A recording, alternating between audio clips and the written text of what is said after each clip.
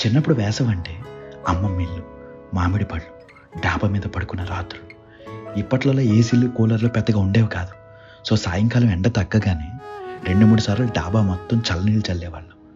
ఆ తర్వాత డిన్నర్ ముగించుకొని చేపలు, దుప్పట్లు, దిండ్లు పట్టుకుని ఇంట్లో ఉన్న బ్యాచ్ మొత్తం డాబా మీదకి పరిగెట్టేవాళ్ళం. చేపలన్నీ మంచిగా పరుచుకుని సెంటర్లో ప్లేస్ కోసం కజిన్స్తో ఫైట్ స్టార్ట్ చేసాం. చివర పడుకుంటే దయ్యాలు వస్తాయని భయం.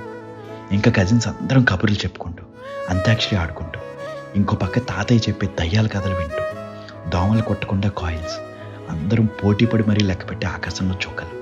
లెక్క మిస్ అయిపోతే మళ్ళీ మొదటి నుంచి స్టార్ట్ చేయడం. ఈలోపు పిల్లలందరి కోసం అమ్మమ్మ డాబా మీదకి తెచ్చే మామిడి పళ్ళు, కీచురాళ్ళ అరుపులు, పక్కింట్లో టీవీ నుంచి వినిపించే ఈటీవీ న్యూస్ మ్యూజిక్.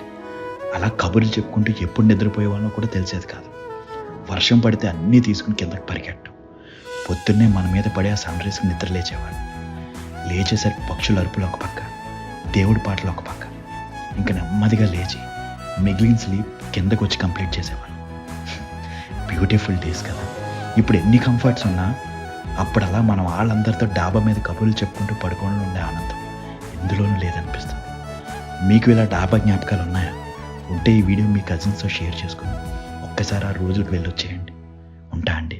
ఇట్లు మీరు అలంగ మోయ.